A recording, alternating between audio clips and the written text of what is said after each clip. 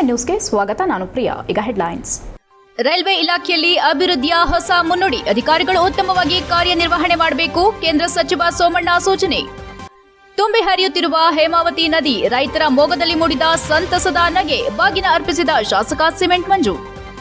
ಜಿಲ್ಲೆಯಲ್ಲಿ ಸತತವಾಗಿ ಸುರಿಯುತ್ತಿರುವ ವರ್ಷಧಾರೆ, ಆಲೂರಿನಲ್ಲಿ ಶೀತದಿಂದ ಕುಸಿಯುತ್ತಿರುವ ಮನೆಗಳು, ಎಗಚಿ ಜಲಾಶಯಕ್ಕೆ ಹೆಚ್ಚುತ್ತಿರುವ ಒಳಹರಿವು. ಜಿಲ್ಲೆಯಲ್ಲಿ ರೈಲ್ವೆ ಇಲಾಖೆಯಲ್ಲಿ ಅಭಿವೃದ್ಧಿಯ ಹೊಸ ಮುನ್ನುಡಿ ಬರೆಯಲು ಉತ್ಸುಕರಾಗಿದ್ದು, ಇದಕ್ಕೆ ಸಂಬಂಧಪಟ್ಟ ಇಲಾಖೆ ಅಧಿಕಾರಿಗಳು ಶ್ರಮ ವಹಿಸಿ ಕೆಲಸ ಮಾಡಬೇಕೆಂದು ಕೇಂದ್ರದ ರೈಲ್ವೆ ಮತ್ತು ಜಲಶಕ್ತಿ ಖಾತೆಯ ರಾಜ್ಯ ಸಚಿವರಾದ ವಿ ಸೋಮಣ್ಣ ತಿಳಿಸಿದರು. ಜಿಲ್ಲಾಧಿಕಾರಿ ಕಚೇರಿ ಸಭಾಂಗಣದಲ್ಲಿ ಗುರುವಾರ ಮಧ್ಯಾಹ್ನ ನಡೆದ ನೈಋತ್ಯ ರೈಲ್ವೆ ಮತ್ತು ನಿರ್ಮಾಣ ಸಂಸ್ಥೆಯ ಹಿರಿಯ ಅಧಿಕಾರಿಗಳ ಜೊತೆ ಹಾಸನ, ಬೇಲೂರು, ಚಿಕ್ಕಮಗಳೂರು ಹೊಸ ರೈಲು ಮಾರ್ಗದ ಪ್ರಗತಿ ಪರಿಶೀಲನಾ ಸಭೆ ನಡೆಸಿದ ಬಳಿಕ ಸುದ್ದಿಗಾರರೊಂದಿಗೆ ಮಾತನಾಡಿದ ಅವರು, ಅತಿ ಹೆಚ್ಚು ಬಡವರೇ ಸಂಚಾರ ಮಾಡುವ ರೈಲ್ವೆ ಅಭಿವೃದ್ಧಿ ಪ್ರಧಾನಿ ನರೇಂದ್ರ ಮೋದಿ ಅವರ ಕನಸಾಗಿದೆ. ಈ ನಿಟ್ಟಿನಲ್ಲಿ ಎಲ್ಲಾ ರೀತಿಯ ಮೂಲಭೂತ ಸೌಕರ್ಯಗಳನ್ನು ಒಳಗೊಂಡ ಹೊಸ ರೈಲ್ವೆ ನಿಲ್ದಾಣಗಳ ಸ್ಥಾಪನೆ ಹಾಗೂ ರೈಲ್ವೆ ನಿಲ್ದಾಣಗಳನ್ನು ಮೇಲ್ದರ್ಜೆಗೇರಿಸಲು ಪ್ರಧಾನಿಯವರು ಮುಂದಿದ್ದಾರೆ. ಹಾಸನ ಜಿಲ್ಲೆಗೂ ಕೂಡ ರೈಲ್ವೆ ಅಭಿವೃದ್ಧಿಗೆ ಸಾಕಷ್ಟು ಅನುದಾನ ಲಭ್ಯವಿದ್ದು, ಅದನ್ನು ಬಳಸಿಕೊಂಡು ಪ್ರಯಾಣಿಕರ ಅನುಕೂಲಕ್ಕೆ ಏನೆಲ್ಲ ಅಗತ್ಯ ಇದೆ ಅದನ್ನ ಮಾಡಬೇಕಾಗಿದೆ. ಹಾಸನ, ಬೇಲೂರು, ಚಿಕ್ಕಮಗಳೂರು ನಡುವಿನ ರೈಲ್ವೆ ಮಾರ್ಗಕ್ಕೆ ಈಗಾಗಲೇ ಅನುಮೋದನೆ ದೊರೆತಿದ್ದು, ಅಗತ್ಯ ಭೂ ಸ್ವಾಧೀನ ಪ್ರಕ್ರಿಯೆ ಪ್ರಗತಿಯಲ್ಲಿದೆ ಎಂದರು. ಈಗಾಗಲೇ ಚಿಕ್ಕಮಗಳೂರು ಕಡೆಯಿಂದ ಕಾಮಗಾರಿ ಆರಂಭವಾಗಿದ್ದು, ಅಂತೆಯೇ ಹಾಸನ ಕಡೆಯಿಂದಲೂ ಭೂಸ್ವಾಧೀನ ಪ್ರಕ್ರಿಯೆಯನ್ನು ಶೀಘ್ರದಲ್ಲೇ ಪೂರ್ಣಗೊಳಿಸಿ ಕಾಮಗಾರಿಗೆ ಚಾಲನೆ ನೀಡಲಾಗುವುದು. ಅದೇ ರೀತಿ ಹಾಸನದ ಕೆಎಸ್ಆರ್ಟಿಸಿ ಹೊಸ ಬಸ್ ನಿಲ್ದಾಣ ಎದುರಿನ ಮತ್ತೊಂದು ಮಾರ್ಗದ ಮೇಲ್ಸೇತುವೆ ಕಾಮಗಾರಿಯನ್ನು ರಾಜ್ಯ ಸರ್ಕಾರದ ಅನುದಾನಕ್ಕೆ ಕಾಯದೆ ಶೀಘ್ರವೇ ಪೂರ್ಣಗೊಳಿಸಲಾಗುವುದೆಂದು ಹೇಳಿದರು. ಹಾಸನ ಮತ್ತು ಅರಸೀಕೆರೆ ರೈಲ್ವೆ ನಿಲ್ದಾಣಗಳನ್ನು ಮೇಲ್ದರ್ಜೆಗೇರಿಸುವ ಕಾಮಗಾರಿ ಈಗಾಗಲೇ ಆರಂಭವಾಗಿದ್ದು, ಆ ಕಾಮಗಾರಿಯನ್ನು ಶೀಘ್ರವೇ ಮುಗಿಸಲಾಗುವುದು. ಹಾಗೆಯೇ ಅಮೃತ್ ಯೋಜನೆಯಡಿ ಕುಡಿಯುವ ನೀರಿನ ಸಮಸ್ಯೆ ಬಗೆಹರಿಸಲು ಕ್ರಮ ಕೈಗೊಳ್ಳಲಾಗುವುದು ಎಂದರು. ಸಭೆಯಲ್ಲಿ ಸಂಸದ ಶ್ರೇಯಸ್ ಪಟೇಲ್, ಜಿಲ್ಲಾಧಿಕಾರಿ ಸಿ ಸತ್ಯಭಾಮ, ಶಾಸಕ HK Suresh, ADC KT Shantala ಮೊದಲಾದವರು ಉಪಸ್ಥಿತರಿದ್ದರು. ಬಳಿಕ ಸಚಿವರು ಹಾಸನ ನಗರದ ರೈಲ್ವೆ ಮೇಲ್ಸೇತುವೆ ವೀಕ್ಷಿಸಿದ ಬಳಿಕ ಹಾಸನದ ರೈಲು ನಿಲ್ದಾಣದಿಂದ ರೈಲಿನಲ್ಲೇ ಬೆಂಗಳೂರಿಗೆ ಪ್ರಯಾಣ ಬೆಳೆಸಿದರು. ಸಭೆಯಲ್ಲಿ ಸಂಸದ ಶ್ರೇಯಸ್ ಎಂ ಪಟೇಲ್, ಶಾಸಕ ಎಚ್ಕೆ ಸುರೇಶ್, ಜಿಲ್ಲಾಧಿಕಾರಿ ಸಿ ಸತ್ಯಭಾಮ, ಅಪರ ಜಿಲ್ಲಾಧಿಕಾರಿ ಕೆಟಿ ಶಾಂತಲಾ ಸೇರಿದಂತೆ ರೈಲ್ವೆ ಇಲಾಖೆ ಅಧಿಕಾರಿಗಳು ಇತರರು ಉಪಸ್ಥಿತರಿದ್ದರು.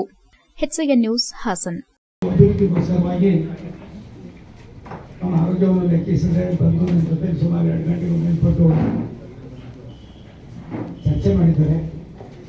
498-500 ಎಕರೆ ಜಾಗವನ್ನು ಚಿಕ್ಕಮಗಳೂರು, ಬೇಲೂರು ಈಗಾಗಲೇ ಮುಗಿದಿದೆ. ಬೇಲೂರಿನಿಂದ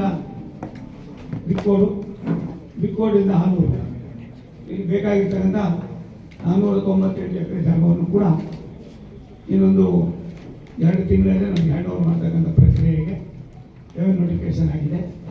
ಇದು 1996ರಲ್ಲಿ ಆದಂಥ ಯೋಜನೆ. ಸುಮಾರು 30 ವರ್ಷ ಆಗ್ತಾ ಬರ್ತಾ ಇದೆ. ನಾನು ಈ ರಾಷ್ಟ್ರದ ರೈಲ್ವೆ ಮತ್ತು ಜಲಶಕ್ತಿ ಮಂತ್ರಿ ಆದಾಗ ಪ್ರಧಾನಿಗಳ ಒಂದು ಸೂಚನೆ, ನಮ್ಮ ರೈಲ್ವೆ ಮಂತ್ರಿಗಳ ಸೂಚನೆ, ಯಾವ್ಯಾವುದು ಕರ್ನಾಟಕ ರಾಜ್ಯದಲ್ಲಿ ಈ ರೀತಿಯಾದ ಯೋಜನೆಗಳು ಹಿಂದೆ ಅನೌನ್ಸ್ ಮಾಡಿದ್ದಾರೆ, ಅದನ್ನು ಪೂರ್ತಿ ಮಾಡೋದಕ್ಕೆ ಕ್ರಮ ವಹಿಸಿ ಅಂತ ಹೇಳಿದ್ರು. 11,000 ಕೋಟಿಗೂ ಮೇಲ್ಪಟ್ಟು ಈಗ ಕೆಲವರು 9-10 ಯೋಜನೆಗಳಿವೆ. ಈಗಾಗಲೇ 4-5 ಮುಗಿಯುವ ಹಂತಕ್ಕೆ ತಂದಿದ್ದೇವೆ.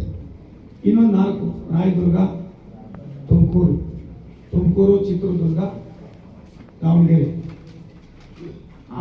ಚಿಕ್ಕಮಗಳೂರು, ಬೇಲೂರು ಮತ್ತು ಹಾಸನ. ಇದನ್ನು ಕೂಡ ನಾವು 2026 ಮುಗಿಸಬೇಕು ಅನ್ನೋ 2026 ಏನಾದರೂ ಒಂದು ಯೋಜನೆಗಳನ್ನು ಸ್ಕೀಮನ್ನು ಹಾಕೊಂಡಿದ್ದೀವಿ. ಹಣಕಾಸನ್ನು ಈಗಾಗಲೇ ನಮಗೆ 1,000 ಕೋಟಿ ರೂಪಾಯಿಗಳನ್ನು ಬಿಡುಗಡೆ ಮಾಡಿದ್ದಾರೆ. 400 ಕೋಟಿ ರೂಪಾಯಿಗಳನ್ನು ನಾವು ಎಲೆಕ್ಟ್ರಿಫಿಕೇಶನ್ ಮಾಡಿದ್ದಾರೆ. ನಿಮ್ಮ ಶಿರಾಡಿ ಇದರದಿದೆ ಅಲ್ಲ, ಅದನ್ನು ಸುಕುಕ್ಕೆ ಮತ್ತು ಸಕಲೇಶ್ವರದ ಮಧ್ಯದ ಆ 40 ಕಿಲೋಮೀಟರ್ 42 ಕಿಲೋಮೀಟರ್ ಸುಮಾರು 3 ಅವರ್ಸ್ ಬೇಕಾಯ್ತಲ್ಲ ಅದು ಓಡಾಡೋಕ್ಕೆ. ಒಂದು ಅದಕ್ಕೆ ಸರ್ವೆ ಮಾಡೋದಕ್ಕೆ ಆಲ್ರೆಡಿ ವೇಟ್ ಮಾಡ್ಬೋದು ಅನ್ನೋದಕ್ಕೆ ಈಗಾಗಲೇ ನಾವು ಪ್ರಾರಂಭ ಮಾಡಿಸಿದ್ದೀವಿ. ಅದನ್ನು ಹೇಗಾದ್ರು ಮಾಡಿ ಅನುಭವ ಇರ್ತಕ್ಕಂಥ ಅಧಿಕಾರಿಗಳಿದ್ದಾರೆ. ತುಂಬಿ ಹರಿಯುತ್ತಿರುವ ಹೇಮಾವತಿ ನದಿಗೆ ಮೊದಲ ಬಾರಿಗೆ ಶಾಸಕರಾದ ಸಿಮೆಂಟ್ ಮಂಜುನಾಥ್ ಅವರು ಶುಕ್ರವಾರ ಎಂದು ಬಾಗಿನ ಅರ್ಪಿಸಿದರು. ತಾಲೂಕು ಆಡಳಿತದ ವತಿಯಿಂದ ಇಂದು ತುಂಬಿ ಹರಿಯುತ್ತಿರುವ ಹೇಮಾವತಿ ನದಿಗೆ ಶ್ರೀ ಹೊಳೆಮಲ್ಲೇಶ್ವರ ದೇವಸ್ಥಾನದ ಮುಂಭಾಗ ಶಾಸಕ ಸಿಮೆಂಟ್ ಮಂಜುನಾಥ್ ಅವರು ತಮ್ಮ ದಂಪತಿಯೊಂದಿಗೆ ಬಾಗಿನ ಅರ್ಪಿಸಿದ್ರು. ಈ ಸಂದರ್ಭದಲ್ಲಿ ಮಾತನಾಡಿದ ಅವರು, ಕಳೆದ ವರ್ಷ ಸರಿಯಾದ ಮಳೆಯಾಗದ ಕಾರಣ ರಾಜ್ಯದ 193 ತಾಲೂಕುಗಳಲ್ಲಿ ಬರಗಾಲದ ಛಾಯೆ ಆವರಿಸಿತ್ತು. ಆದರೆ ಈ ಬಾರಿ ಉತ್ತಮವಾದ ಮಳೆಯಾಗುತ್ತಿದ್ದು ನಾಡಿನ ರೈತರ ಮೊಗದಲ್ಲಿ ಸಂತಸ ಮೂಡಿದೆ. ನಾವು ದೇವರಲ್ಲಿ ಪ್ರಾರ್ಥನೆ ಮಾಡುವುದೊಂದೇ, ನಮ್ಮ ಮಲೆನಾಡು ಭಾಗದಲ್ಲಿ ಉತ್ತಮವಾದ ಮಳೆಯಾಗಬೇಕು, ಹೇಮಾವತಿ ಮೈದುಂಬಿ ಹರಿಯಬೇಕು. ಇದರಿಂದ ಹಳೆ ಮೈಸೂರು ಭಾಗದ ರೈತರಿಗೆ ಕುಡಿಯುವ ನೀರು ಮತ್ತು ಒಳ್ಳೆ ರೀತಿ ಬೆಳೆ ಬೆಳೆಯಲು ಸಾಧ್ಯವಾಗುತ್ತೆ. ಈ ಭಾಗದಲ್ಲಿ ಮಳೆಗಾಲದ ಸಂದರ್ಭ ಅನೇಕ ನದಿಗಳು ತುಂಬಿ ಹರಿಯುತ್ತವೆ. ಈ ಭಾಗದಿಂದ ಹರಿಯುವ ನೀರು ಮುಂದಿನ ಜಿಲ್ಲೆ ಹಾಗೂ ತಾಲೂಕುಗಳಿಗೆ ಅನುಕೂಲವಾಗುತ್ತೆ ಎಂದರು. ಈ ಸಂದರ್ಭದಲ್ಲಿ ತಹಸೀಲ್ದಾರ್ ಮೇಘನಾ, ತಾಲೂಕು ಪಂಚಾಯಿತಿ ಕಾರ್ಯನಿರ್ವಹಣಾಧಿಕಾರಿ ರಾಮಕೃಷ್ಣ, ದೇವಸ್ಥಾನ ಸಮಿತಿ ಅಧ್ಯಕ್ಷ ದುಲ್ರಾಜ್ ಜೈನ್, ಲಯನ್ ಸಂಸ್ಥೆ ಮಾಜಿ ಅಧ್ಯಕ್ಷೆ ಬಬಿತಾ ವಿಶ್ವನಾಥ್, ಚೈತನ್ಯ, ಅಗ್ನಿಶಾಮಕ ದಳದ ಸಿಬ್ಬಂದಿಗಳು, ಪೊಲೀಸ್ ಇಲಾಖೆ ಅಧಿಕಾರಿಗಳು ಹಾಜರಿದ್ದರು. HCN news, Sakleshpur. ಗೊತ್ತಿರಬಹುದು, ಕಳೆದ ಬಾರಿ ಮಳೆ ಒಳ್ಳೆ ರೀತಿಯಲ್ಲಿ ಆಗದಲ್ಲ ಇಡೀ ಕರ್ನಾಟಕ ರಾಜ್ಯದಲ್ಲಿ 193 ತಾಲೂಕುಗಳಲ್ಲಿ ಬರ ಆಗಿದ್ದು ತಮ್ಮೆಲ್ಲರೂ ಕೂಡ ಗೊತ್ತಿದೆ. ನಾವು ದೇವರಲ್ಲಿ ದಿನನಿತ್ಯ ಪ್ರಾರ್ಥನೆ ಮಾಡೋದೊಂದೇ. ಯಾಕೆಂದ್ರೆ ನಮ್ಮ ಭಾಗದಲ್ಲಿ ಮಳೆ ಆದ್ರೆ ಇಡೀ ಕರ್ನಾಟಕದ ಹಳೆ ಮೈಸೂರು ಭಾಗ ಏನಿದೆ ಅವರೆಲ್ಲರೂ ಕೂಡ ಉತ್ತಮವಾದ ಬೆಳೆ ಬೆಳೆದು ಸಮೃದ್ಧವಾದ ಜೀವನವನ್ನು ನಡೆಸಬಹುದು. ನಮ್ಮ ಭಾಗದಲ್ಲಿ ಮಳೆ ಆಗಲಿಲ್ಲ ಅಂತಂದ್ರೆ ಅವ್ರಿಗೆ ಯಾರಿಗೂ ಕೂಡ ಕುಡಿಯಕ್ಕೆ ನೀರು ಇಲ್ಲ, ಮತ್ತೆ ಬೆಳೆ ಬೆಳೆಯಲಿಕ್ಕೂ ಕೂಡ ಕಷ್ಟ. ಹಾಗಾಗಿ ನಾವು ತಾಲೂಕಿನಾದ್ಯಂತ ಬಿರುಸಿಕೊಂಡಿರುವ ಮಳೆಯಿಂದಾಗಿ ಕೆಲವೆಡೆ ಮನೆಗಳು ಶೀತ ಹೆಚ್ಚಾಗಿ ಕುಸಿಯುತ್ತಿದ್ರೆ, ಇನ್ನೊಂದೆಡೆ ಭಾರೀ ಗಾಳಿಯಿಂದ ಮರಗಳು ಮನೆ ಮೇಲೆ ಬೀಳುತ್ತಿವೆ.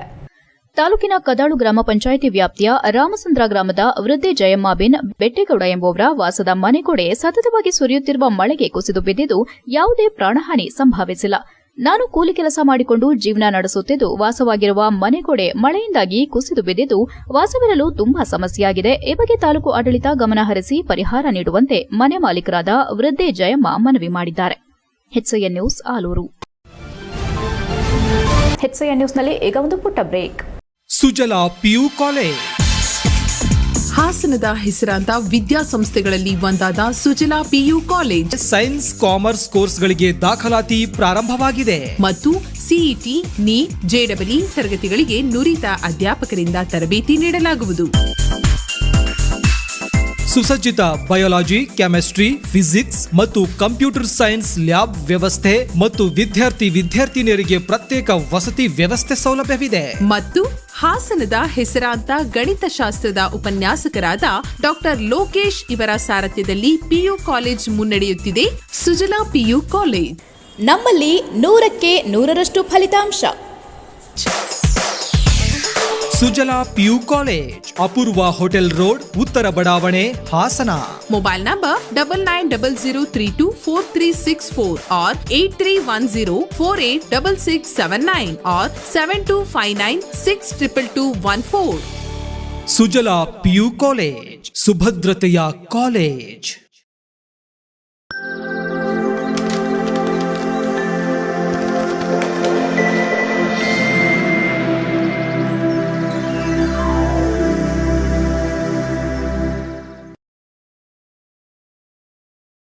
ಬ್ರೇಕ್ನ ನಂತರ HCN ನ್ಯೂಸ್ಗೆ ಸ್ವಾಗತ.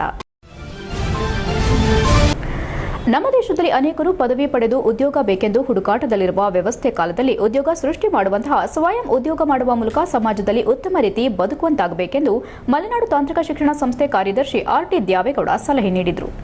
ನಗರದ ಸಾಲಗಾಮೆ ರಸ್ತೆ ಬಳಿರುವ ಮಲೆನಾಡು ಇಂಜಿನಿಯರಿಂಗ್ ಕಾಲೇಜಿನ ಆಲಮ್ನಿ ಸಭಾಂಗಣದಲ್ಲಿ ಮಿರೇಜ್ ಫೌಂಡೇಶನ್ ವತಿಯಿಂದ ಶುಕ್ರವಾರ ಏರ್ಪಡಿಸಲಾಗಿದ್ದ ಸ್ಟಾರ್ಟ್ಅಪ್ಸ್ 2 ದಿನಗಳ ಶಿಬಿರದ ಕಾರ್ಯಕ್ರಮದ ಅಧ್ಯಕ್ಷತೆಯನ್ನು ವಹಿಸಿ ಮಾತನಾಡಿದ ಅವರು, 2 ದಿನದ ಉಪಯುಕ್ತ ಶಿಬಿರದ ಲಾಭ ಪಡೆಯುವಂತೆ ವಿದ್ಯಾರ್ಥಿಗಳಿಗೆ ಸಲಹೆ ನೀಡಿ ಶುಭ ಹಾರೈಸಿದರು.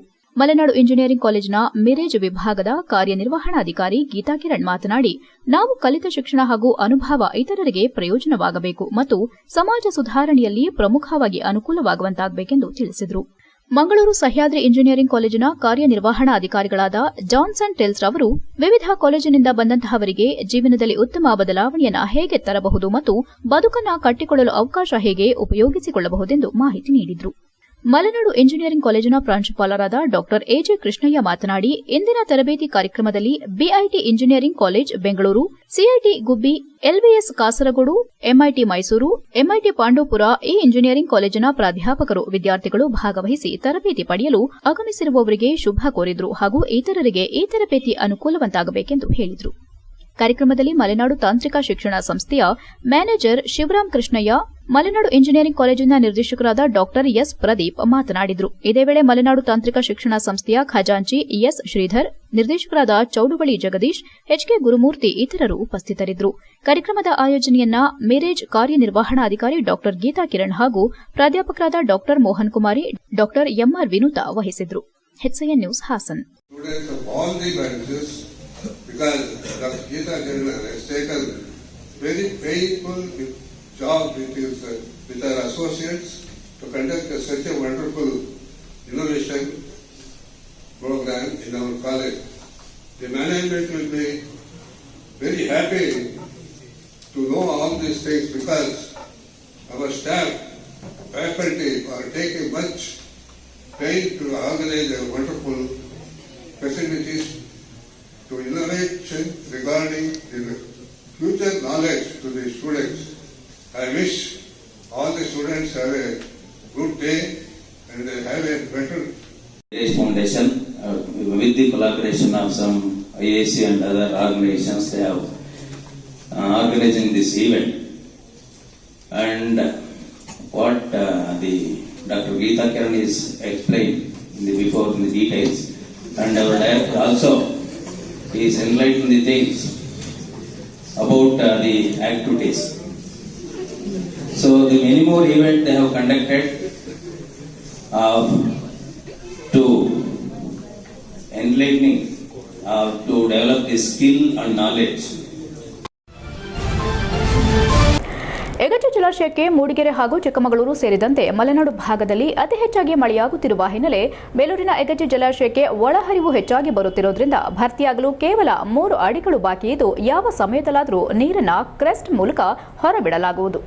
ಸುದ್ದಿಗಾರರೊಂದಿಗೆ ಮಾತನಾಡಿದ ಅವರು 3.60 ಟಿಎಂಸಿ ಯಗಚಿ ಜಲಾಶಯದಲ್ಲಿ ಸುತ್ತಮುತ್ತಲಿನ ಪ್ರದೇಶದಲ್ಲಿ ಒಂದು ವಾರದಿಂದ ಉತ್ತಮ ಮಳೆಯಾಗುತ್ತಿರುವ ಹಿನ್ನೆಲೆ ಒಳಹರಿವು 2016 ಕ್ಯೂಸೆಕ್ ನೀರು ಹರಿದು ಬರುತ್ತಿದ್ದು ನೀರನ್ನ ಹೊರಹರಿವು ಬಿಡುತ್ತಿಲ್ಲ. ಅಲ್ಲದೆ ಕಳೆದ ವರ್ಷ 963.100 ನೀರು ಶೇಖರಣೆಯಾಗಿತ್ತು. ಇಂದಿಗೆ 963.400 ಮೀಟರ್ ನೀರು ಶೇಖರಣೆಯಾಗಿದ್ದು ಇನ್ನು ಕೇವಲ 3 ಅಡಿಗಳು ಮಾತ್ರ ಜಲಾಶಯ ಭರ್ತಿಗೆ ಬಾಕಿ ಇದೆ. ಪ್ರತಿನಿತ್ಯ 2000 ಕ್ಯೂಸೆಕ್ ನೀರು ಹರಿದು ಬರುತ್ತಿದ್ದು ಇದೇ ಮುಂದುವರೆದರೆ 2 ದಿನಗಳಲ್ಲಿ ಜಲಾಶಯ ಭರ್ತಿಯಾಗಲಿದೆ. ಜಲಾಶಯದ ನೀರಿನ ಸಾಮರ್ಥ್ಯ 3.6 ಟಿಎಂಸಿ ಇದ್ದು ಇಂದು 2.854 ಟಿಎಂಸಿ ನೀರಿದ್ದು ಬಾಕಿ 0.75 ನೀರು ತುಂಬಿದ್ರೆ ಜಲಾಶಯ ಭರ್ತಿಯಾಗೋದ್ರಿಂದ ನಾವು ಯಾವ ಸಮಯದಲ್ಲಾದರೂ ನೀರನ್ನ ಹೊರಬಿಡೋದ್ರಿಂದ ಸಾರ್ವಜನಿಕರು ಸುರಕ್ಷಿತ ಸ್ಥಳಕ್ಕೆ ತೆರಳುವಂತೆ ಮನವಿ ಮಾಡಿದಲ್ಲದೆ ಕಾಲುವೆಗಳಲ್ಲಿ ನೀರು ಹರಿಸಲು ನಮ್ಮ ಮೇಲಾಧಿಕಾರಿಗಳ ಹಾಗೂ ಶಾಸಕರ ಜೊತೆ ಚರ್ಚಿಸಿ ಕ್ರಮ ಕೈಗೊಳ್ಳುತ್ತೇವೆ ಎಂದರು. ಈ ಸಂದರ್ಭದಲ್ಲಿ ಯಗಚಿ ಜಲಾಶಯದ ಸಹಾಯಕ ಇಂಜಿನಿಯರ್ ಶಿವಕುಮಾರ್, ಸಂದೀಪ್ ಹಾಜರಿದ್ದರು. HCN news Belur. ಅದೇ ಈಗ ಯಗಚಿ ಜಲಾಶಯ ಇಲ್ಲಿ ನಾವು ಬೇಲೂರು ಹತ್ರ ಕಟ್ಟಿದ್ದಾರೆ.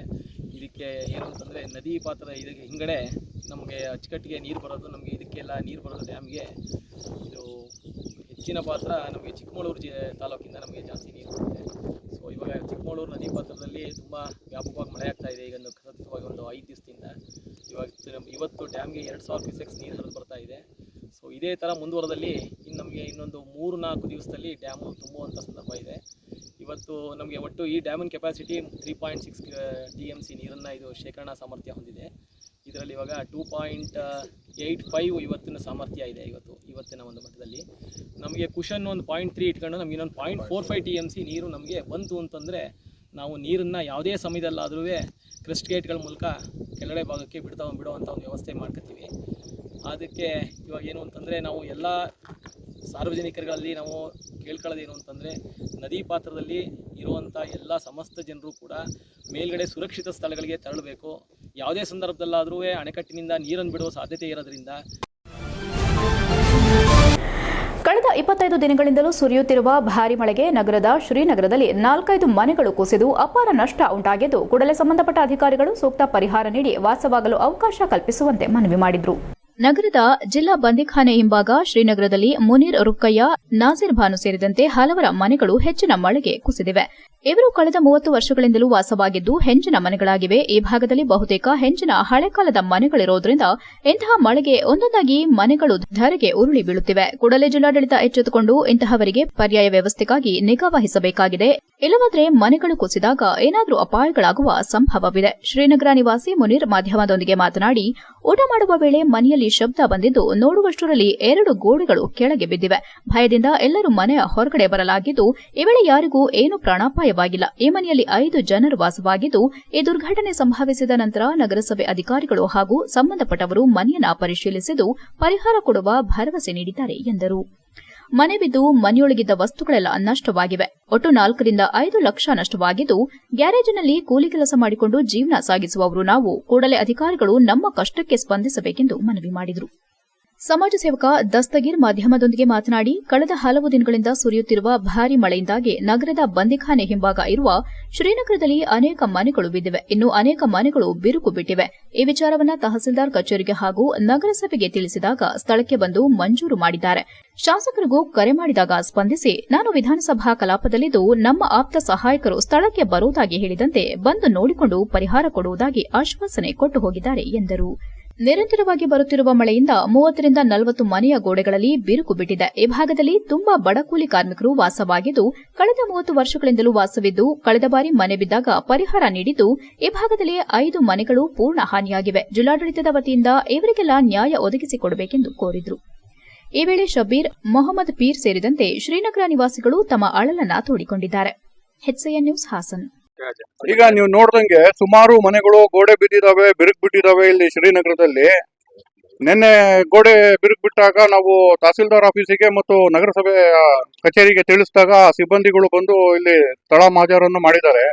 ಹಾಗೆ MLA ಅವರಿಗೂ ಫೋನ್ ಮಾಡಿದಾಗ ಪಾಪ ಸ್ಪಂದಿಸಿ, ನಾನು ಕಲಾಪದಲ್ಲಿದ್ದೀನಿ, ನಮ್ಮ ಆಪ್ತ ಸಹಾಯಕರು ಬರ್ತಾರೆ, ಅದನ್ನ ಏನ್ ನೋಡ್ತಾರೆ ಅಂತೇಳಿ, ಅದು ಏನ್ ಪರಿಹಾರ ಒದಗಿಸ್ಕೊಡ್ಬೋದು ಅದನ್ನ ಒದಗಿಸ್ಕೊಡ್ತೀವಿ ಅಂತೇಳಿ ಆಶ್ವಾಸನೆ ಕೊಟ್ಟು ಹೋಗವ್ರೆ. ನಿನ್ನೆ ಸರ್ ಸುಮಾರು ಇಲ್ಲಿ ಒಂದು 30-40 ಮನೆ ಮೇಲೆ ಇದಾಗಿದ ಗೋಡೆಗಳು ಬಿರುಕು ಬಿಟ್ಟಿದಾವೆ. ಅದೇ ನಿನ್ನೆ ಎಲ್ಲ ದಿನ ಆಯ್ತು ನಮ್ಮ ಅಣ್ಣನ ಸಾವಾಗಿ. ಎಲ್ಲಾರು ಊಟ ಮಾಡಕ್ಕೆ ಹಾಸಿಗೆ ಎಲ್ಲ ಹಾಕ್ತಾ ಇದ್ರು. ಸೌಂಡ್ ಬಂತು, ಏನದು ಅಂತ ನೋಡಿದ ತಕ್ಷಣನೇ 1-2 ಗಾಡೆ ಬಿತ್ತು. ಎಲ್ಲ ಆಚೆ ಕಡೆ ಹೋಗ್ಬಿಟ್ಟು ಯಾರಿಗೂ ಏನು ಏಟಾಗ್ಲಿಲ್ಲ ಸದ್ಯಕ್ಕೆ. ನಿನ್ನೆ ಒಂದು 5-6 ಗಂಟೆಗೆ ಆಯ್ತು. 6 ಗಂಟೆಗೆ ಆಯ್ತು. ನಾವು ಒಂದು 5 ಜನ ಇದ್ವಿ ಮನೆಯಲ್ಲಿ. ಯಾರಿಗೇನು ಆಗಿಲ್ಲ. ಎಲ್ಲ ಬಂದಿದ್ರು, ನೋಡಿದ್ರು. ಬಂದು ನೋಡ್ಕೊಂಡು ನಾಳೆ ಎಲ್ಲ ಏನ್ ಮಾಡೋಣ ಅಂತ ಹೇಳ್ಕೊಂಡು ಹೋದ್ರು. HCN ನ್ಯೂಸ್ನಲ್ಲಿ ಈಗ ಒಂದು ಪುಟ್ಟ break. Pathashala NEET academy Hassan. ನಮ್ಮ ಹಾಸನ ನಗರದ ಅತ್ಯಂತ ಪ್ರತಿಷ್ಠಿತ ವಿದ್ಯಾಸಂಸ್ಥೆಯಾದ ಪಾಠಶಾಲಾ ನೀಟ್ ಅಕಾಡೆಮಿಯು ಪ್ರಸ್ತುತ ಸಾಲಿನ ರಾಷ್ಟ್ರಮಟ್ಟದ ನೀಟ್ ಪರೀಕ್ಷೆಯಲ್ಲಿ ಐತಿಹಾಸಿಕ ಸಾಧನೆ ಮಾಡಿದ್ದು, ಸುಹಾಸ್ PS ಎಂಬ ವಿದ್ಯಾರ್ಥಿ 705 ಅಂಕಗಳನ್ನು ಪಡೆದು ಆಲ್ ಇಂಡಿಯಾ ರ್ಯಾಂಕ್ 1052 ಹಾಗೂ ಆಲ್ ಇಂಡಿಯಾ ಕ್ಯಾಟಗರಿ ರ್ಯಾಂಕ್ 27 ಪಡೆದು ಜಿಲ್ಲೆಗೆ ಪ್ರಥಮ ಸ್ಥಾನ ಪಡೆದಿದ್ದಾರೆ. ಮತ್ತೊಬ್ಬ ವಿದ್ಯಾರ್ಥಿಯಾದ ಹೇಮಂತ್ BC ರವರು 685 ಅಂಕಗಳನ್ನು ಪಡೆಯುವುದಲ್ಲದೆ JEE ಮೇನ್ಸ್ ಸೆಷನ್ 2 ನಲ್ಲಿ ಜಿಲ್ಲೆಯ 3ನೇ ಟಾಪರ್ ಆಗಿದ್ದಾರೆ. ಮತ್ತೊಬ್ಬ ವಿದ್ಯಾರ್ಥಿಯಾದ ರೀತನ್ MG ರವರು ನೀಟ್ ಪರೀಕ್ಷೆಯಲ್ಲಿ 675 ಅಂಕಗಳು, JEE ಮೇನ್ಸ್ ಪರೀಕ್ಷೆಯಲ್ಲಿ 99.3% ಹಾಗೂ KCET ಪರೀಕ್ಷೆಯಲ್ಲಿ ಎಂಜಿನಿಯರಿಂಗ್ ವಿಭಾಗದಲ್ಲಿ 389ನೇ ರ್ಯಾಂಕ್ ಹಾಗೂ ಅಗ್ರಿಕಲ್ಚರ್ ವಿಭಾಗದಲ್ಲಿ 57ನೇ ರ್ಯಾಂಕ್ಗಳೊಂದಿಗೆ ಜಿಲ್ಲೆಯ 2ನೇ ಟಾಪರ್ ಆಗಿ ಹೊರಹೊಮ್ಮಿದ್ದಾರೆ. ಅಲ್ಲದೆ ನಂದಿತಾ GN ರವರು 675 ಅಂಕಗಳು, ಚಿನ್ಮಯ R ರವರು 660 ಅಂಕಗಳನ್ನು ಪಡೆದು ಸಂಸ್ಥೆಯ ಹೆಗ್ಗಳಿಕೆಗೆ ಪಾತ್ರರಾಗಿದ್ದಾರೆ. ನಮ್ಮ ಸಂಸ್ಥೆಯಲ್ಲಿ ಪ್ರವೇಶಾತಿ ಪಡೆದಿದ್ದ ಕೇವಲ 65 ವಿದ್ಯಾರ್ಥಿಗಳಲ್ಲಿ 12 ವಿದ್ಯಾರ್ಥಿಗಳು 600ಕ್ಕೂ ಹೆಚ್ಚು ಅಂಕಗಳನ್ನು ಪಡೆದಿದ್ದಾರೆ ಮತ್ತು 30 ವಿದ್ಯಾರ್ಥಿಗಳು 550ಕ್ಕೂ ಹೆಚ್ಚು ಅಂಕಗಳನ್ನು ಪಡೆದಿದ್ದಾರೆ. ನಮ್ಮ ಅಕಾಡೆಮಿಯು ಫಲಿತಾಂಶ ಪ್ರದರ್ಶಿಸುವಾಗ ಅಪ್ಲಿಕೇಶನ್ ನಂಬರ್ ಹಾಗೂ ಡೇಟ್ ಆಫ್ ಬರ್ತ್ ನಮೂದಿಸಿ ಫಲಿತಾಂಶ ನೀಡುವ ದೇಶದ ಕೆಲವೇ ಸಂಸ್ಥೆಗಳಲ್ಲಿ ಒಂದಾಗಿದ್ದು, ಅದರ ವಿಶ್ವಾಸಾರ್ಹತೆಗೆ ಸಾಕ್ಷಿಯಾಗಿದೆ ಹಾಗೂ ಕಳೆದ 3 ವರ್ಷಗಳಿಂದ ಅತಿ ಹೆಚ್ಚು ಉಚಿತ ವೈದ್ಯಕೀಯ ಸೀಟ್ಗಳನ್ನು ಕಲ್ಪಿಸಿದ ಹಾಸನದ ಏಕೈಕ ಸಂಸ್ಥೆಯಾಗಿದ್ದು, ಪ್ರಸ್ತುತ ದ್ವಿತೀಯ PUC ಮುಗಿಸಿರುವ ವಿದ್ಯಾರ್ಥಿಗಳಿಗೆ ದಿನಕ್ಕೆ 12 ಗಂಟೆಗಳ ತರಗತಿಗಳುಳ್ಳ ಲಾಂಗ್ ಟರ್ಮ್ ನೀಟ್ ಬ್ಯಾಚ್ ಹಾಗೂ ಸಂಜೆ ಬ್ಯಾಚಿನ ರೆಗ್ಯುಲರ್ PU ಲಾಂಗ್ ಟರ್ಮ್ ಬ್ಯಾಚ್ಗಳಿಗೆ ಪ್ರವೇಶಾತಿ ನಡೆಯುತ್ತಿದೆ. ಹೆಚ್ಚಿನ ಮಾಹಿತಿಗಾಗಿ ಸಂಪರ್ಕಿಸಿ 8618837733 70192 76970.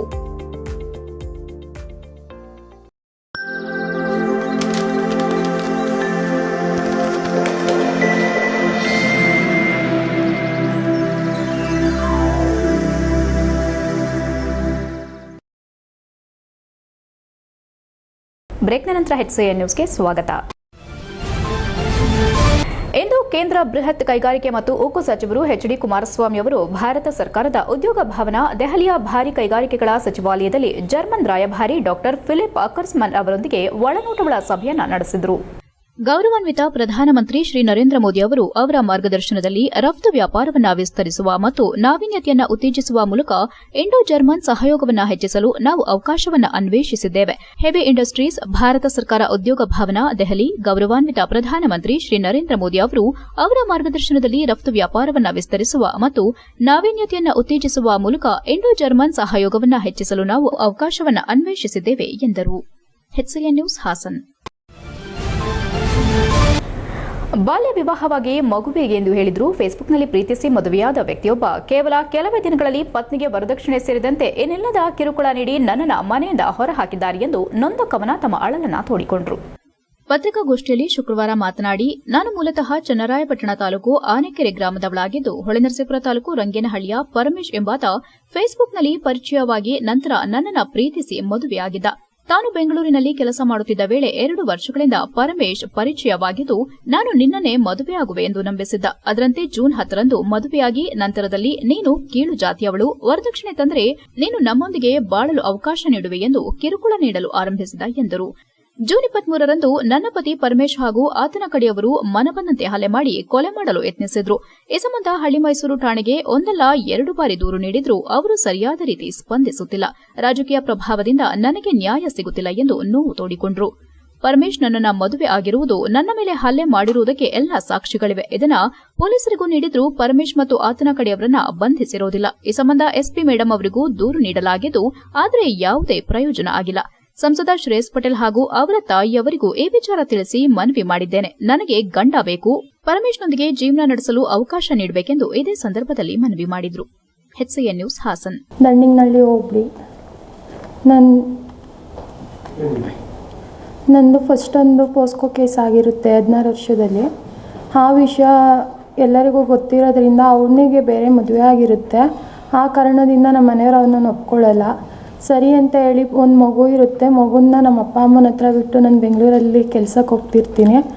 ಆವಾಗ 2 ವರ್ಷದ ಹಿಂದೆ ಪರಮೇಶ್ ಅನ್ನೋರು ನನಗೆ ಪರಿಚಯ ಆಗ್ತಾರೆ ಫೇಸ್ಬುಕ್ಕಲ್ಲಿ. ಅವರಿಗೆಲ್ಲ ವಿಷಯನೂ ತಿಳಿಸ್ತೀನಿ. ನನ್ನ ಲೈಫಲ್ಲಿ ಮುಂಚೆನೇ ಈ ಥರ ಪೋಸ್ಕೋ ಕೇಸ್ ಆಗಿದೆ, ಒಂದು ಮಗು ಇದೆ, ಆ ಮಗು ನಾನೇ ನೋಡ್ಕೊತಿದ್ದೀನಿ ಅಂತ.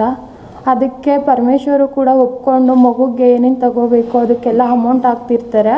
ಎಲ್ಲ ಗೊತ್ತಿದ್ದು ನಾವು ಜೂನ್ 10ಕ್ಕೆ ಮದುವೆ ಆಗ್ತೀವಿ. ಪರಮೇಶ್ ಅವ್ರ ಮನೆಯವ್ರನ್ನೆಲ್ಲ ಒಪ್ಪಿಸ್ಬಿಟ್ಟು, ಆವಾಗಲೂ ಕೂಡ ನನಗೆ ಇಷ್ಟ ಇಲ್ಲ, ಯಾಕೋ ನನಗೆ ಭಯ ಆಗ್ತಿದೆ ಈ ಥರ ಮದುವೆ ಆಗೋದು, ನಿಮ್ಮ ಮನೆಯವರಿಗೆಲ್ಲ ವಿಷಯ ತಿಳಿಸೋ ಅಂದಿದ್ದಕ್ಕೆ ಅವ್ರು ತಿಳಿಸೋಲ್ಲ. ಪರಮೇಶ್ ಅವರು ಮದುವೆ ಆದಮೇಲೆ ನನಗೆ ವರದಕ್ಷಿಣೆ ಕೊಡು, ನೀನು ಕೀಳು ಜಾತಿ, ನೀನು ಮಡುವಾಳ್ ಶೆಟ್ರು, ನನಗೆ ಬೇಡ, ನನ್ನನ್ನು ಬಿಟ್ಟೋಗು ಅಂತ ತುಂಬ ಹೊಡೆಯೋದು ಮಾಡ್ತಿರ್ತಾರೆ. ಆವಾಗ ನಾನು ಏನು ಮಾಡಬೇಕು ಅಂತ ಗೊತ್ತಿಲ್ಲದಲೇ ಅವ್ರು ಕೊಡೋ ಹಿಂಸೆ ಎಲ್ಲ ಸಹಿಸ್ಕೊತಾ ಹೋಗ್ತಿರ್ತೀನಿ. ಲಾಸ್ಟು 23ನೇ ತಾರೀಕು ತುಂಬ ಅಂದರೆ ತುಂಬಾ ಒಂದು 25-20 ಜನ ಸೇರ್ಕೊಂಡು ನನಗೆ ತುಂಬ ಹೊಡಿತಾರೆ. HCN ನ್ಯೂಸ್ನಲ್ಲಿ ಈಗ ಒಂದು ಪುಟ್ಟ ಬ್ರೇಕ್. ಹಾಸನದಲ್ಲಿ 28 ವರ್ಷಗಳಿಂದ ಜನತೆಗೆ ಅತ್ಯುತ್ತಮವಾದ ವೈದ್ಯಕೀಯ ಸೇವೆಯನ್ನು ನೀಡುತ್ತಿರುವ Hemavathi multi speciality hospital Hassan. ನಮ್ಮಲ್ಲಿ ದಿನದ 24 ಗಂಟೆಯೂ ಆಕ್ಸಿಡೆಂಟಲ್ ಇಂಜುರೀಸ್ ಮತ್ತು ಎಮರ್ಜೆನ್ಸಿ ಸರ್ವಿಸ್ಗಳನ್ನು ಹೊಂದಿದೆ. ಹೇಮಾವತಿ ಆಸ್ಪತ್ರೆಯ ಡಾಕ್ಟರ್ ನಿಖಿಲ್ ಆರ್ ಭಟ್ ರವರು MS ಆರ್ಥೋಪೆಡಿಕ್ನಲ್ಲಿ ಚಿನ್ನದ ಪದಕ ಪಡೆದು ಸಿಂಗಾಪುರ್ ಜನರಲ್ ಹಾಸ್ಪಿಟಲ್ನಲ್ಲಿ ಫೆಲೋಶಿಪ್ ಇನ್ ಜಾಯಿಂಟ್ ರಿಪ್ಲೇಸ್ಮೆಂಟ್ ಸರ್ಜರಿಯ ಪದವಿ ಪಡೆದು ಸೇವೆಯನ್ನ ಸಲ್ಲಿಸಿರುತ್ತಾರೆ.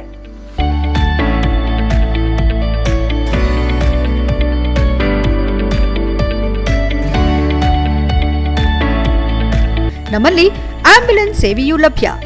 ಇನ್ನೇಕೆ ತಡ? ನೀವು ಯಾವುದೇ ಮೂಳೆ ಸಮಸ್ಯೆ ಹೊಂದಿದರೆ ಹಿಂದೆ ಭೇಟಿ ನೀಡಿ. ಹೇಮಾವತಿ ಮಲ್ಟಿ ಸ್ಪೆಷಾಲಿಟಿ ಹಾಸ್ಪಿಟಲ್, ಉತ್ತರ ಬಡಾವಣೆ, ಹಾಸನ. ಬ್ರೇಕ್ನ ನಂತರ HCN ನ್ಯೂಸ್ಗೆ ಸ್ವಾಗತ. ನಗರದ ಅಂಬೇಡ್ಕರ್ ಭವನದಲ್ಲಿ ಆಗಸ್ಟ್ 3 ಮತ್ತು 4ರಂದು ಪ್ರಥಮ ಬಾರಿಗೆ ಜಿಲ್ಲೆಯಲ್ಲಿ ಸೀನಿಯರ್ ಪುರುಷ ಮತ್ತು ಮಹಿಳೆಯರ ರಾಜ್ಯ ಮಟ್ಟದ ಪವರ್ ಲಿಫ್ಟಿಂಗ್ ಚಾಂಪಿಯನ್ಶಿಪ್ ಹಮ್ಮಿಕೊಂಡಿರುವುದಾಗಿ ಅಂತಾರಾಷ್ಟ್ರೀಯ ಕ್ರೀಡಾಪಟು ಹಾಗೂ ಶಿಕ್ಷಕ ಹನುಮಂತೇಗೌಡ ತಿಳಿಸಿದರು. ಪತ್ರಿಕಾಗೋಷ್ಠಿಯಲ್ಲಿ ಶುಕ್ರವಾರ ಮಾತನಾಡಿ ಕರ್ನಾಟಕ ಪವರ್ ಲಿಫ್ಟಿಂಗ್ ಅಸೋಸಿಯೇಷನ್, ಜಿಲ್ಲಾ ಪವರ್ ಲಿಫ್ಟಿಂಗ್ ಅಸೋಸಿಯೇಷನ್ ಇವರ ಸಂಯುಕ್ತಾಶ್ರಯದಲ್ಲಿ ಮೊದಲ ಬಾರಿಗೆ ಹಾಸನ ಜಿಲ್ಲೆಯಲ್ಲಿ ಸೀನಿಯರ್ ಪುರುಷ ಹಾಗೂ ಮಹಿಳೆಯರ ರಾಜ್ಯಮಟ್ಟದ ಪವರ್ ಲಿಫ್ಟಿಂಗ್ ಚಾಂಪಿಯನ್ಶಿಪ್ 2024-25 ನಡೆಯಲಿದೆ. 8 ವಿಭಾಗದಲ್ಲಿ ತೂಕದ ಮೂಲಕ ಸ್ಪರ್ಧೆ ಆಯೋಜಿಸಲಾಗಿದೆ. ಈ ವೇಳೆ ರಾಜ್ಯಮಟ್ಟಕ್ಕೆ ರಾಜ್ಯ ತಂಡದ ಆಯ್ಕೆ ಪ್ರಕ್ರಿಯೆ ಮಾಡಲಾಗುವುದು. ರಾಜ್ಯದ ಸ್ಟ್ರಾಂಗ್ ಮೆನ್ ಮತ್ತು ವಿಮೆನ್ ಹಾಗೂ ಆಕರ್ಷಕ ಟ್ರೋಫಿ ಪದಕಗಳ ವಿತರಣೆ ಮಾಡಲಾಗುವುದು ಎಂದರು. ಆಗಸ್ಟ್ 3 ಮತ್ತು 4ರಂದು 2 ದಿನಗಳ ಕಾಲ ನಡೆಯುವ ಸ್ಪರ್ಧೆಗೆ ರಾಜ್ಯದ ಮೂಲೆ ಮೂಲೆಯಿಂದ ಸುಮಾರು 300 ಕ್ರೀಡಾ ಸ್ಪರ್ಧಿಗಳು ಭಾಗವಹಿಸುವ ನಿರೀಕ್ಷೆ ಇದೆ. ತೀರ್ಪುಗಾರರಾಗಿ ರಾಷ್ಟ್ರ ಮತ್ತು ರಾಜ್ಯ ಮಟ್ಟದಿಂದ 15 ಜನರು ಬರಲಿದ್ದಾರೆ. ಮುಖ್ಯವಾಗಿ ಮಂಗಳೂರಿನ ಪವರ್ ಲಿಫ್ಟಿಂಗ್ ಇಂಡಿಯಾ ಅಧ್ಯಕ್ಷರಾದ ಸತೀಶ್ ಕುಮಾರ್ ಕುದ್ರೋಳಿ ಪಾಲ್ಗೊಳ್ಳುವರು. ಭಾಗವಹಿಸುವರು. ಹೆಚ್ಚಿನ ಮಾಹಿತಿಗಾಗಿ ಮೊಬೈಲ್ ಸಂಖ್ಯೆ 9483467084 ಹಾಗೂ 9964182654ಗೆ ಸಂಪರ್ಕಿಸಬಹುದೆಂದು ಹೇಳಿದರು. ನಾನು ಕೂಡ ಆಕಸ್ಮಿಕವಾಗಿ ಪವರ್ ಲಿಫ್ಟಿಂಗ್ ಕ್ರೀಡೆಗೆ ಬಂದಿದ್ದೇನೆ. ಈಗ ಸಂಸ್ಥೆಯನ್ನ ಸದೃಢವಾಗಿ ಕಟ್ಟಲಾಗಿದೆ. ನಾನು ಕಳೆದ 2 ವರ್ಷಗಳಿಂದ ಉಚಿತವಾಗಿ ಹಾಸನಾಂಬ ಒಳಾಂಗಣ ಕ್ರೀಡಾಂಗಣದಲ್ಲಿ ಮಕ್ಕಳಿಗೆ ತರಬೇತಿ ಕೊಡಲಾಗುತ್ತಿದ್ದು, ಈ ಹಿಂದೆ ನಾನು ಕೂಡ ಗೋಲ್ಡ್ ಮೆಡಲ್ ಪಡೆದಿದ್ದು, ರಾಷ್ಟ್ರಮಟ್ಟದ ಪವರ್ ಲಿಫ್ಟಿಂಗ್ ಚಾಂಪಿಯನ್ಶಿಪ್ ಸ್ಪರ್ಧೆಗೆ ಶುಕ್ರವಾರದಂದು ರಾತ್ರಿ ಮಧ್ಯಪ್ರವೇಶಕ್ಕೆ ನಾವು ಕೂಡ ಪ್ರಯಾಣ ಬೆಳೆಸುತ್ತಿದ್ದು, ಜುಲೈ 21ರಿಂದ ಕ್ರೀಡೆ ಆರಂಭವಾಗಲಿದೆ. ಹಿಂದೆ ಬೆಂಗಳೂರಿನಲ್ಲಿ ನಡೆದ ಪವರ್ ಲಿಫ್ಟಿಂಗ್ ಚಾಂಪಿಯನ್ಶಿಪ್ನಲ್ಲಿ ಶಿವಣ್ಣ ಅವರು ಕೂಡ ಗೋಲ್ಡ್ ಮೆಡಲ್ ಪಡೆದಿದ್ದಾರೆ ಎಂದು ಮಾಹಿತಿ ನೀಡಿದರು. ಕಳೆದ ವರ್ಷ ನಮಗೆ ಬೇಕಾದ ಪವರ್ ಲಿಫ್ಟಿಂಗ್ ಪರಿಕರವನ್ನ ಮಾಜಿ ಶಾಸಕರಾದ ಪ್ರೀತಂ ಗೌಡ್ರು ಕೊಡಿಸಿದ್ರು. ಆ ಮೂಲಕ ಪ್ರಾರಂಭ ಮಾಡಲಾಗಿದೆ. ಇದಾದ ನಂತರ ಹಾಲಿ ಶಾಸಕರಾದ ಎಚ್ಪಿ ಸ್ವರೂಪ್ ಅವರು ಕೂಡ ಹಾಸನಾಂಬ ಒಳಾಂಗಣ ಕ್ರೀಡಾಂಗಣದಲ್ಲಿ ಜಾಗ ಕೊಡಿಸಿದ್ದಾರೆ. ಉಚಿತವಾಗಿ ತರಬೇತಿಯನ್ನು ಕೊಡಲಾಗುತ್ತಿದೆ ಎಂದರು. ಯಾವುದೇ ಸ್ಪರ್ಧೆ ನಡೆಸಬೇಕಾದರೆ ಹಣಕಾಸಿನ ಅವಶ್ಯಕತೆ ಹೆಚ್ಚಿರುತ್ತದೆ. ಪ್ರಾಯೋಜಕರು ಸಿಗುವುದು ಕಷ್ಟವಿದ್ದು, ಉದಾರ ಮನಸ್ಸಿರುವವರು ಸಹಕಾರ ನೀಡಿ ಕ್ರೀಡೆಯನ್ನು ಬೆಳೆಸುವಂತೆ ಮನವಿ ಮಾಡಿದರು. ಜಿಲ್ಲಾ ಸರ್ಕಾರಿ ನೌಕರರ ಸಂಘದ ಅಧ್ಯಕ್ಷ ಇ ಕೃಷ್ಣೇಗೌಡ ಮಾತನಾಡಿ, ಆಗಸ್ಟ್ 3ರಿಂದ 2 ದಿನಗಳ ಕಾಲ ಅಂಬೇಡ್ಕರ್ ಭವನದಲ್ಲಿ ರಾಜ್ಯ ಮಟ್ಟದ ಪವರ್ ಲಿಫ್ಟಿಂಗ್ ಚಾಂಪಿಯನ್ಶಿಪ್ ಸ್ಪರ್ಧೆ ಏರ್ಪಡಿಸಲಾಗಿದ್ದು, ಇದೊಂದು ಉತ್ತಮ ಕ್ರೀಡೆಯಾಗಿದ್ದು ರಾಜ್ಯ ಮಟ್ಟದಿಂದ ಸ್ಪರ್ಧಾಳುಗಳು ಆಗಮಿಸಲಿದ್ದಾರೆ ಎಂದರು. ಪತ್ರಿಕಾಗೋಷ್ಠಿಯಲ್ಲಿ ಜಿಲ್ಲಾ ಪವರ್ ಲಿಫ್ಟಿಂಗ್ ಅಸೋಸಿಯೇಷನ್ ಸಂಘಟನಾ ಕಾರ್ಯದರ್ಶಿ ಮೋಹನ್ ಕುಮಾರ್, ಸದಸ್ಯ ನಿರಂಜನ್, ನಿರ್ದೇಶಕ ವೇಣುಗೋಪಾಲ್, ಧರ್ಮ, ಕೆಎಸ್ಆರ್ಟಿಸಿ ಶಿವಸ್ವಾಮಿ ಇತರರು ಉಪಸ್ಥಿತರಿದ್ದರು. HCN news Haasan. 24ರಿಂದ 4/24 ಹಾಸನದ ಅಂಬೇಡ್ಕರ್ ಭವನದಲ್ಲಿ Karnataka power lifting association Mangaluru ಮತ್ತು ಜಿಲ್ಲಾ ಪವರ್ ಲಿಫ್ಟಿಂಗ್ ಅಸೋಸಿಯೇಷನ್ ಹಾಸನ ಇವರ ವತಿಯಿಂದ ನಾವು ಸೀನಿಯರ್ಸ್ ಪುರುಷ ಮತ್ತು ಮಹಿಳಾ ರಾಜ್ಯ ಮಟ್ಟದ ಪವರ್ ಲಿಫ್ಟಿಂಗ್ ಚಾಂಪಿಯನ್ಶಿಪ್ಪು ಇದು ಸ್ಪರ್ಧೆ ಇಟ್ಟಿದ್ದೀವಿ. ಹಾಗಾಗಿ ಆ ಸ್ಪರ್ಧೆ ಬಗ್ಗೆ ನಮ್ಮ ಹನುಮಂತೇಗೌಡರು ನಮ್ಮ ಜಿಲ್ಲೆಯಲ್ಲಿ ಎಲ್ಲ ಯುವಕರು ಕ್ರೀಡಾಪಟುಗಳು ಹುಟ್ಟಾಕೋಂಥದ್ದು ಒಂದು ಹಾಸನದಲ್ಲಿ ಉತ್ತಮವಾದ ಕಾರ್ಯವನ್ನು ಮಾಡ್ತಾವ್ರೆ ಅವರು, ಅವ್ರ ತಂಡ. ಹಾಗಾಗಿ ಅವರು ಅದ್ರ ಬಗ್ಗೆ ಡೀಟೇಲ್ ಆಗಿ ತಮಗೆ ವಿವರವಾಗಿ ಹೇಳ್ತಾರೆ ಸರ್. ವೃತ್ತಿಯಲ್ಲಿ ಶಿಕ್ಷಕನಾಗಿ ಮತ್ತು ಪ್ರವೃತ್ತಿಯಲ್ಲಿ ಪವರ್ ಲಿಫ್ಟಿಂಗ್ ಕ್ರೀಡಾಪಟುವಾಗಿ ಸುಮಾರು 10 ವರ್ಷಗಳಿಂದ ನಾನು ಈ ಜಿಲ್ಲೆಯಲ್ಲಿ ಅನೇಕ ಪದಕಗಳನ್ನ ಗೆದ್ಕೊಂಡು ಬಂದು ಜಿಲ್ಲೆಗೆ, ರಾಜ್ಯಕ್ಕೆ ಒಂದು ಯಶಸ್ಸನ್ನು ತಂದುಕೊಟ್ಟಿದ್ದೀನಿ. ಈ ಒಂದು ಪವರ್ ಲಿಫ್ಟಿಂಗ್ ಕ್ರೀಡೆ ಬಹಳವಾಗಿ ಮಂಗಳೂರು ಮತ್ತು ದಾವಣಗೆರೆ ಹಾಗೆಯೇ ಬೆಂಗಳೂರು, ಮೈಸೂರು ಕಡೆ ಹೆಚ್ಚಿನ ಒಲವಿತ್ತು. ನಾನು ಕೂಡ ಈ ಒಂದು ಕ್ರೀಡೆಗೆ ಬಂದದ್ದು ಆಕಸ್ಮಿಕವಾಗಿ. ನಮ್ಮ ಜಯಣ್ಣ ಅಂತೇಳಿ ಮತ್ತು ಇಲ್ಲಿ ಕೂತಿರ್ತಕ್ಕಂಥ ನಮ್ಮ ಧರ್ಮಣ್ಣ, ಹಾಗೆಯೇ ವೇಣು, ಅಲ್ಲಿ ಕೂತಿರ್ತಕ್ಕಂಥ ನಮ್ಮ ಸತತವಾಗಿ ಸುರಿಯುತ್ತಿರುವ ಮಳೆಗೆ ಸಕಲೇಶಪುರ ಪಟ್ಟಣದ ಶ್ರೀ ಹೊಳೆ ಮಲ್ಲೇಶ್ವರ ದೇವಸ್ಥಾನದ ಗರ್ಭಗುಡಿಯೊಳಗೆ ಪ್ರವೇಶಿಸಲು ಇನ್ನೊಂದು ಮೆಟ್ಟಿಲು ಬಾಕಿ ಇದ್ದು, ಇದೇ ರೀತಿ ಮಳೆ ಮುಂದುವರೆದರೆ ಪಟ್ಟಣದ ಆಜಾದ್ ರಸ್ತೆ, ಮಹೇಶ್ವರಿ ನಗರ, ಹಳೆ ಸಂತೆವೇರಿ ಬಡಾವಣೆಗಳಿಗೆ ನೀರು ನುಗ್ಗುವ ಸಾಧ್ಯತೆ ಹೆಚ್ಚಿದ್ದು, ತಾಲೂಕು ಆಡಳಿತ ಮುಂಜಾಗ್ರತಾ ಕ್ರಮ ವಹಿಸಬೇಕಾಗಿದೆ. ಈ ಸಂದರ್ಭದಲ್ಲಿ ಶಾಸಕ ಸಿಮೆಂಟ್ ಮಂಜುನಾಥ್ ಮಾತನಾಡಿ, ಕಳೆದ ಬಾರಿ ಮಳೆ ಕೊರತೆಯಿಂದ ರಾಜ್ಯದ ಸಾಕಷ್ಟು ತಾಲೂಕುಗಳಲ್ಲಿ ಬರದ ಛಾಯೆ ಆವರಿಸಿತ್ತು. ಆ ಚಾಮುಂಡೇಶ್ವರಿ ಆಶೀರ್ವಾದದಿಂದ ಈ ವರ್ಷ ಉತ್ತಮವಾಗಿ ಮಳೆಯಾಗುತ್ತಿದ್ದು, ಈ ಭಾಗದಲ್ಲಿ ಬರುವ ಮಳೆಯಿಂದ ಹಳೆ ಮೈಸೂರು ಭಾಗದ ರೈತರಿಗೆ ಬೆಳೆ ಬೆಳೆಯಲು ಅನುಕೂಲವಾಗುತ್ತಿದ್ದು, ಇದೇ ರೀತಿ ಮಳೆ ಮುಂದುವರೆದಲ್ಲಿ ಪಟ್ಟಣದ ಆಜಾದ್ ರಸ್ತೆ, ಮಹೇಶ್ವರಿ ನಗರ, ಹಳೆ ಸಂತೆವೇರಿ ಬಡಾವಣೆಗಳು ನೀರಿನಿಂದ ಆವೃತಗೊಳ್ಳಲಿದ್ದು, ಅಲ್ಲಿನ ನಿವಾಸಿಗಳಿಗೆ ಈಗಾಗಲೇ ಪಟ್ಟಣದ ಅಂಬೇಡ್ಕರ್ ಭವನವನ್ನ ನಿರಾಶ್ರಿತರ ಕೇಂದ್ರವನ್ನಾಗಿ ಮಾಡಲಾಗಿದ್ದು, ಯಾವುದೇ ಸಂದರ್ಭದಲ್ಲಿ ರಾತ್ರಿ ವೇಳೆ ಹೇಮಾವತಿ ನದಿ ನೀರಿನ ಮಟ್ಟ ಏರಿಕೆಯಾಗಲಿದ್ದು, ಉದಾಸೀನ ಮಾಡದೆ ಅಲ್ಲಿನ ನಿವಾಸಿಗಳು ಸ್ಥಳಾಂತರವಾಗುವುದು ಸೂಕ್ತ ಎಂದ ಅವರು, ತಾಲೂಕಿನ ಕೊಲ್ಲಹಳ್ಳಿ ಹಾಗೂ ದೊಡ್ಡತಪ್ಪಲು ಗ್ರಾಮಗಳಲ್ಲಿ ಭೂಕುಸಿತ ಉಂಟಾಗಿದ್ದು, ಈಗಾಗಲೇ ಸದನದಲ್ಲಿ ಈ ವಿಷಯದ ಬಗ್ಗೆ ಪ್ರಸ್ತಾಪಿಸಲು ಸಭಾಧ್ಯಕ್ಷರಿಗೆ ಸಮಯ ನೀಡಲು ಕೋರಲಾಗಿದ್ದು, ಸದನದಲ್ಲಿ ಪ್ರಸ್ತಾಪಿಸಲಾಗುವುದು ಎಂದರು. HCN news Sakleshpur. ಮೊನ್ನೆನ ಅಧಿವೇಶನದಲ್ಲಿ ಗಮನ ಸೆಳೆಯಲಿಕ್ಕೆ ಪರ್ಮಿಷನ್ ಕೇಳಿದಾಗ ಇನ್ನೂ ನಂಗೆ ಸಿಕ್ಕಿಲ್ಲ. ಆದ್ರೂ ಕೂಡ ಮಧ್ಯದಲ್ಲಿ ಇಲ್ಲಿರ್ತಕ್ಕಂಥ ರಸ್ತೆ ಅವ್ಯವಸ್ಥೆ ಬಗ್ಗೆ ನಾನು ಸದನದಲ್ಲಿ ಮುಖ್ಯಮಂತ್ರಿ ಇರ್ತಕ್ಕಂಥ ಸಂದರ್ಭದಲ್ಲಿ ನಾನು ಗಮನವನ್ನ ಸೆಳೆದಿದ್ದೀನಿ. ಖಂಡಿತವಾಗ್ಲೂ ಕೂಡ ರಾಜ್ಯ ಸರ್ಕಾರದಿಂದ ಏನೇನು ತುರ್ತು ಕಾರ್ಯಕ್ರಮಗಳಾಗಬೇಕು ಆ ನಿಟ್ಟಿನಲ್ಲಿ ಈಗ ಆಲ್ರೆಡಿ DC ಗೆ ಸೂಚನೆಯನ್ನು ಕೊಟ್ಟಿದ್ದಾರೆ. ನಾವು ಮತ್ತೆ ಈಗ ನಮ್ಮ ತಾಲೂಕು ಅಧಿಕಾರಿಗಳ ತಂಡ ಈಗ ಎಲ್ಲಿ ಮೊನ್ನೆ ಭೂ ಕುಸಿತ ಆಗಿದೆ ಅಂತ ಹೇಳಿದ್ರೆ ದೊಡ್ಡತಪ್ಪಲೆ ಆ ಭಾಗದಲ್ಲಿ ವೀಕ್ಷಣೆಯನ್ನು ಮಾಡ್ತೀವಿ.